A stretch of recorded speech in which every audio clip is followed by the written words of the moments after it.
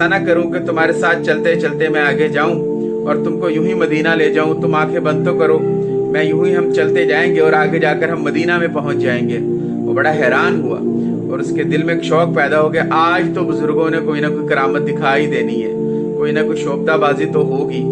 ये सोचते हुए उसने कहा कि हाँ ठीक है। फिर उसको अचानक ख्याल आता है कि मेरी चादर कमरे में रह गई है। उन्होंने कहा मुझे 2 मिनट दे दें, मेरी चादर कमरे में लाएंगे, मैं भाग के ना अपनी चादर ना ले आऊं। तो बुजुर्ग हंसने लगे और उन्होंने कहा कि वो चादर कमरे में नहीं, वो चादर तुम्हारे दिल के अंदर है।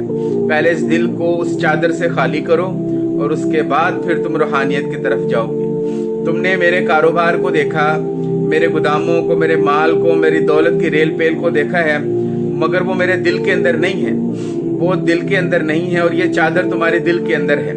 इसलिए पहले दिल में से इस चादर को निकालो, उसके बाद अल्लाह रब्बुल इज्जत की मोहब्बत इस दिल के अंदर आएगी। दिल के अंदर एक ही चीज रह सकती है। लिहाजा इस किस्से से हमें यह मालूम हुआ कि माल का मांगना, माल के लिए कोशिश करना और माल के लिए मेहनत करना ये कोई गलत चीज नहीं है, मगर माल की मोहब्बत से बचना चाहिए। माल मांगे, माल की मोहब्बत ना मांगे।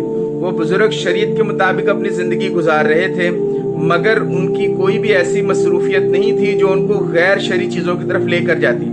इस वजह से हमें यहाँ पर यही लगता है कि जिससे हमने जाकर बैत करनी है वो ऐसा होना चाहिए कि उसके मुचड़े हुए कपड़े हों और मुचड़ा हुआ रुमाल और गंदी सी टोपी हो, बड़े बड़े बाल हों, जिस्म गंदा हो, 10 दिन से नहाया ना हो, तो वो मुर्शिद करार पाएगा।